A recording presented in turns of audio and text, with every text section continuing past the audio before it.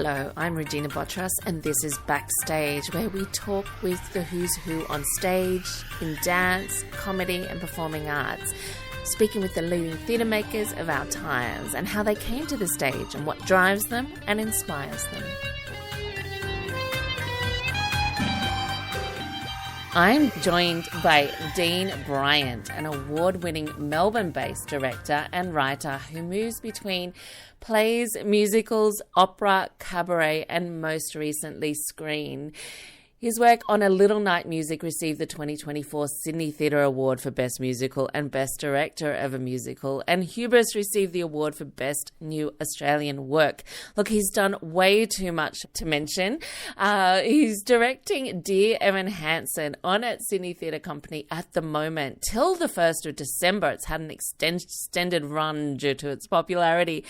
It's the story of a socially anxious high schooler who's suddenly thrust into the spotlight. And the play is the winner of 6 Tony Awards, featuring music from the Grammy and Academy Award-winning geniuses Benji Pasek and Justin Paul. Think La La Land and The Greatest Showman. It's a story that journeys into the heart of contemporary teenagers. Let's welcome Dean Bryant to Stages. Thanks for joining me, Dean. My pleasure. Lovely to be here. Great to have you zooming in from Melbourne, working on the next production already. So who is Evan Hansen in the story? Well, Evan is a teenage boy who is the son of a single mum who's pretty busy, not around much, and he's really socially anxious. And it's the beginning of his final school year. He's broken his arm, and his mum suggests that he gets classmates to sign the cast as a way of trying to connect with them. He writes himself these kind of pep-up letters that his psychologist has recommended. Dear Evan Hansen, today's going to be a good day, and here's why. And through some plot machinations, that letter makes its way into the hands of parents who have a child who's recently hit some struggles, and they begin to believe that Evan is the child's best friend, and the plot goes from there. So it sounds quite challenging. I mean, how old is he? Yeah, he's 17 years old. I wouldn't call it challenging. It's I was going to say challenging ethical decisions, right, for him. I mean, I don't know that any of us go through our days without challenging ethical decisions. I think it's sort of this hilarious thing that we think, in theatre or in storytelling, everything should be cut and dried and people do good things or bad things. Whereas in every single interaction in our lives, we're constantly grading the way we talk to people based on what we think they want to hear, what we want to say, what we know of our past, what we think is going on with them. So I would say it's actually a pretty honest look at who we try to force ourselves to be to make other people feel safe and comfortable. And in this particular scenario, Evan, who has no real connections to anyone, makes himself into a version that brings a lot of solace to a grieving family. And he gets a taste for what it is to connect and to be liked. And like any of us, once people like you for a certain thing, you kind of lean hard into that thing. And in this case, it goes too far and he has to deal with the consequences of that, not just for himself, but for how much pain he's then inadvertently caused this family. But having said all that, the show doesn't feel like that. It deals with that, but what it actually feels like is it's very funny. It's like it sort of starts as a black comedy that becomes a family tragedy and then becomes a coming of age story. So it's sort of about how we all grow up through looking at what we really are and accepting it, the faults and the strengths of ourselves. So it's a big show. It covers a lot of ground. It sounds like when you go along with something because it kind of is also easy, and then you get to a point where it's too hard to get out, and then you're faced with the truth, like the lie that you found yourself in because you didn't speak out in the first instance. But let's talk about the music and the style of music. I mean, you said, you described the sort of the black comedy and the, elements of it. How is that reflected in the music and your choices for directing? Well, the music is, one of the most famous pop scores of the century we're now in. It's one of the few musical theatre scores that have cut through, it's had multi-millions of streams on the various platforms. It won the Grammy Award as well as the Tony Award. Some of the songs like Waving Through a Window and You Will Be Found are pretty much like crossover songs now that people do them in, constantly in their choirs. So the music's really exciting. It's a pop rock score. It's interesting because the piece is so demanding from an acting perspective that it's like a play, but the score is so demanding. It's like a rock concert, and trying to find actors who can do both those things successfully, and the majority of who have to look like high school teenagers. It was a pretty big ask. It took, we did 3 weeks of auditions around the country. We got tapes from young people who wanted to play the high schools. We got 1,300 video submissions to be part of the show. So we kind of opened it up to anyone who wanted to have a go. And it was kind of quite humbling how good that generation of performers is. Like, out of the 1,300 tapes, 1,250 of them were excellent, which is very, very high for an open submission. And we ended up seeing like 130 high school looking actors live before we got the 5 plus our 3 understudies young cast who were phenomenal. Wow. And I can't imagine, the physicality of doing that kind of work, as well as, are you thinking as a director of choreography? I imagine you get someone in to do that as well, but for directing in a kind of musical sense, it must be so different, and you're thinking of that physical, the bigger space, as well as the musical space, and then the drama of it, I imagine. Like, what comes first for you as a director? Well, when I'm moving on to the design phase, obviously I work with a designer. In this case, Jeremy Allen did the set, and it's an incredible job. And we look at first, what did the writers write? What's the story they're trying to tell? What are all the places it goes to? What is the overarching theme? And because it goes to a ton of places, many bedrooms, high school, domestic spaces, but it has to go there quickly. We're only in those scenes sometimes for like 90 seconds. But also we were like, well, what is this show really about? And we felt it was about Evan being stuck inside his head, not really being able to connect to people. So the set ended up kind of being this blue box that compresses him in, and it opens up for video kind of interventions, because social media plays a large part in the story. So we wanted to have a way that we could suddenly fill the stage with the internet, which we do through projection on 2 screens. So the cast are inside the box and the screens are either side of them, which sort of gives this crazy sense of swimming through the internet when those scenes happen. And then eventually, when he takes responsibility, grows, the final scene is set in an orchard and the whole set disappears, and suddenly we're in this forest, basically. Wow. That is, a lot of spaces you need to kind of consider as a director. Totally. It's very it's scenic, a visual, screen-like. You are talking about, your choices as a director. You're doing a workshop, I understand, in November? I am, yes, that's right.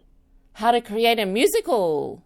Yeah, basically that. So for people that are interested in directing a musical or for writing a musical, because I do both. So I'm doing a workshop. I don't have the date off the top of my head, but I believe it's late November at STC. Yeah, the 28th, actually. Yeah. Anyone can come along for a few hours of workshopping of how I kind of approach it, and sort of encouraging them to figure out how they might come at something like that. So this production, is it completely in song, or is there dialogue as well? Oh no. It's sort of a classic musical setup in that in the Rodgers and Hammerstein mold, it goes from scenes into big songs, back into scenes. So even though it's quite contemporary in sound, it's very traditional in structure. How are those transitions? Like, are the difficulties in going from like singing, in this world to, being back in the room or back in your head, or, I guess that's more for an actor, but what do you see? Yeah. No, I don't find it difficult. I've been directing musicals since I was 17. So since you were this age of Evan Hansen. I've ever, in fact, yes. But I was being a little bit more truthful about what was going on. Uh-huh. Um, I think that that's the joy of musicals, isn't it? The fact that they go from scene to song, that they have dance, that they have the ability to pull from every form of the performing arts and in weird combinations. So sometimes the weirder a show is, the more exciting it is to pull it off. You said, a lot of this is, or the key maybe is that we are in his head. Is that kind of, I mean, that feels like maybe that line between the truth and or reality and what's inside your head for him. Is that where the truth is? Like, is that how he finds truth, is coming out of his head?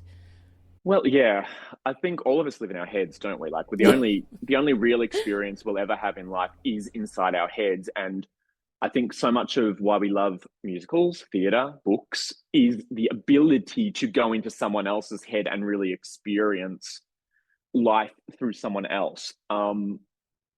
But what Evan, I think, realizes is he's been hiding himself away from people because he's scared that they will hate him if he reveals himself.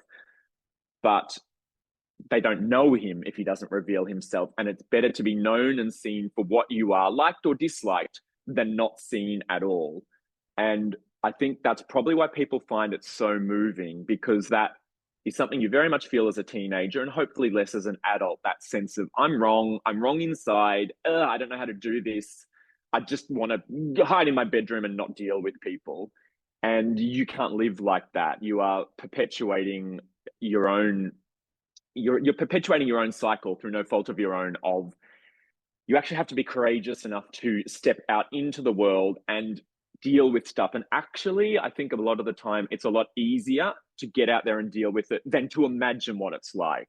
With that in mind, like, what age group would you suggest this kind of starts from?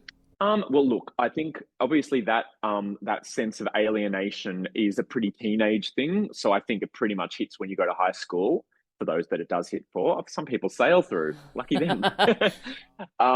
So I would say for watching the show, it does appeal to all ages, but I would say high school up is where you're going to start getting real benefits from it as something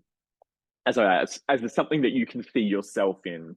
I think obviously because it has quite dark subject matters, if you're taking high school students, you should read up about it as the parent or guardian first, to go, I should prep them for this, or I'm going to be prepped for questions about this subject matter afterwards.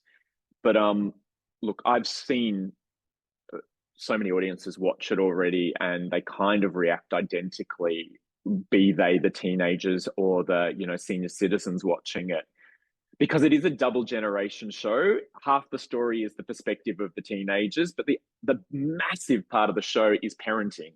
How do you try and guide your kids to thrive in the world when you're not thriving yourself, when you yourself are like, I'm 50 and I don't know how to do this. How on earth am I going to keep my 17-year-old on the path? So I think that struggle is why so many people in the older generations are also finding it really moving and entertaining. Yes, I have teenagers, so I feel that. Yeah, you get it. I do. It is challenging, and I don't know that there is an answer, but knowing that other people are kind of struggling as well is always a relief. Now, you are a writer as well. Are you inspired to do a work with, 1,250 new young voices and talents? Well, I'm literally doing a musical at Melbourne Theatre Company right now. We're in our final day of rehearsal before we go to the theatre, that I wrote of the Miles Franklin book, My Brilliant Career.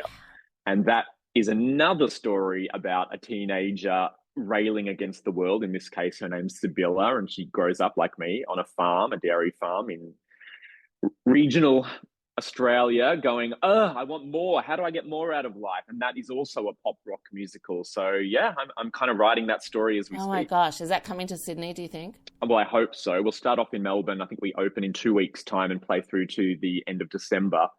And fingers crossed that also goes around the country like Dear Evan Hansen is going to shortly. Absolutely. Well, Dean Bryant, thank you so much for joining me. I can't wait to get along. Thank you. Thank you so much. Dean Bryant there with Dear Evan Hansen on at Sydney Theatre Company at the moment. And as I mentioned, he has got a How to Create a Musical with Dean Bryant on the 28th of November. From any level, if you want to join that workshop, get onto the Sydney Theatre Company website and have a look. Also, there's another talk on the 21st of November about the ethics of being young, presented by the Ethics Centre. Did you know there was an Ethics Centre in Sydney? Well, now you do. That is on the website as well, Sydney Theatre Company. What a great production for all ages, Dear Evan Hansen. Playing until the 1st of December. I'm Regina Botros.